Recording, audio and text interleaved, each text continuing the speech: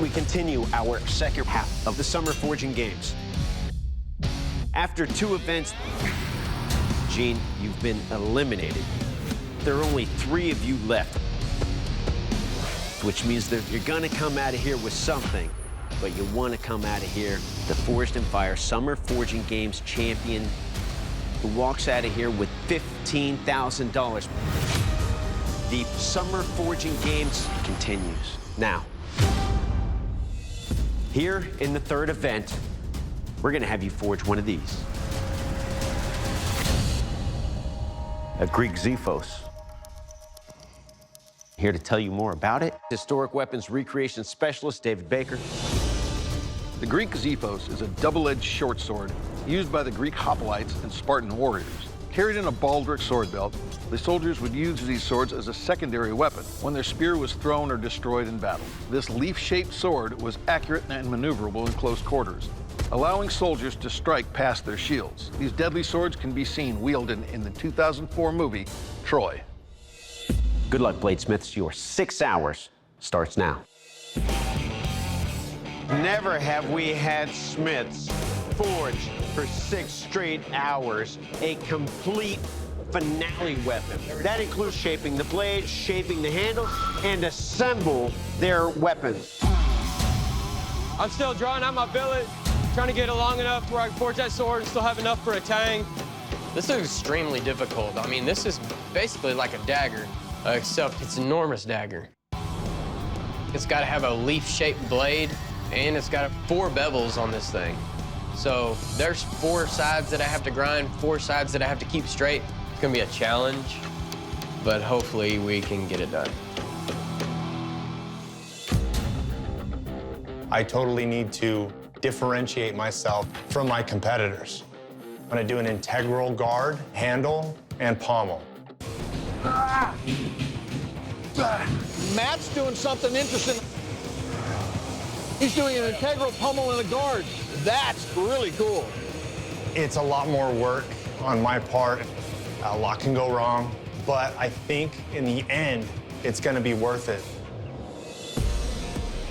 We're coming up on 3.5-hour mark in this event, and Gary's got a bar of steel that we usually give to guys to kick off a 3-hour event. I don't have that much time left. Pride be damned, no matter what anyone thinks, I need to finish this sword. I got my billet formed, and I'm gonna cut it into shape and grind it.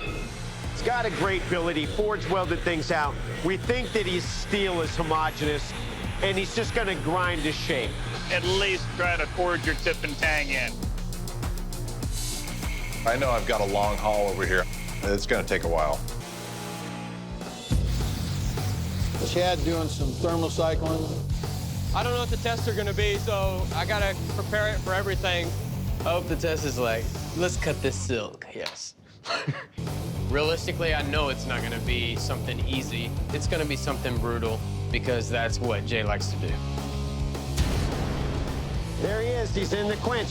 Get my blade in the oil, and I'm just gonna let this thing sit.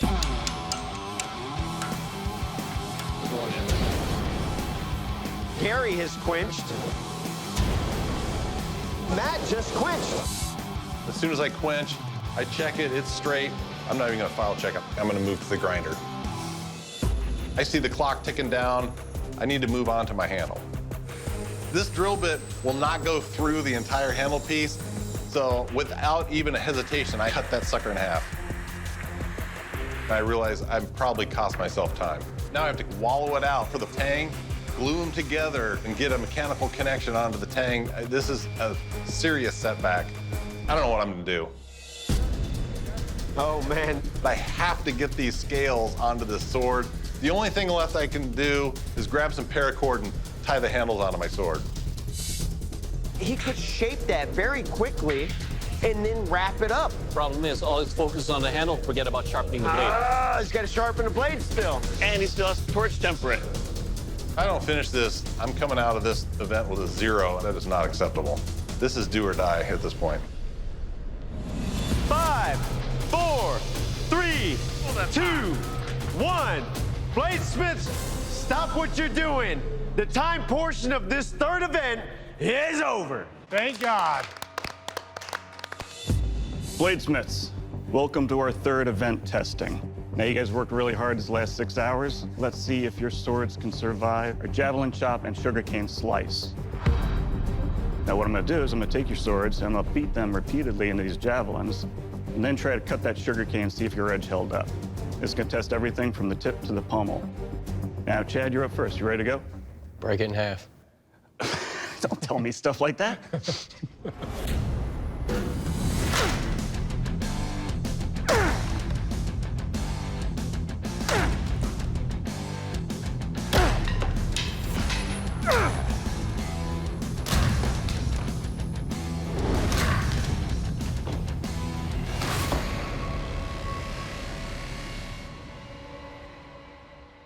Nice job, Chad.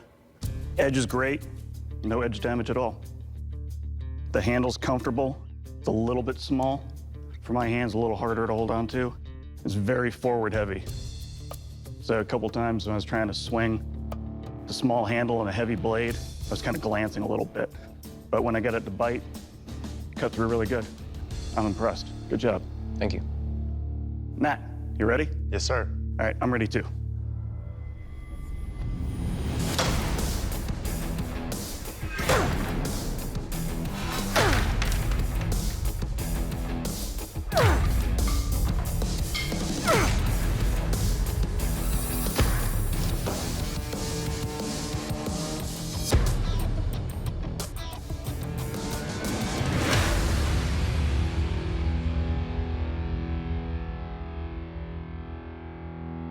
All right, Matt, good job.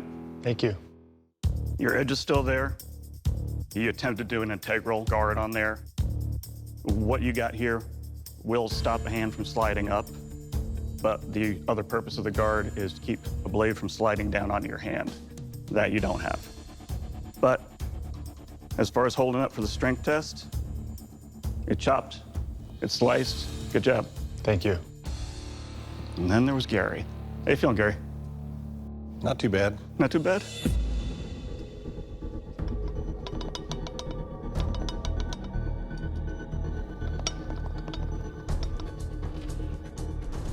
Okay, Gary, I guess the time got away from you. It did. I've seen some interesting handles over the years. This is one of the top ones. I mean, seriously, I can't get my hand around it to be able to swing it. It's loose, and you never torch tempered it, which was a requirement. Yeah. Not being able to hold onto it securely, and the fact that if I start swinging this, it might just shatter. It's not really safe to test. Okay. All right, gentlemen, our first place winner in this third event is Chad, man. You've been running away with this. Congratulations. You just earned 20 additional points. And Matt, you got second place, and that gives you another 12 points. Thank you. 0 points is disappointing for sure.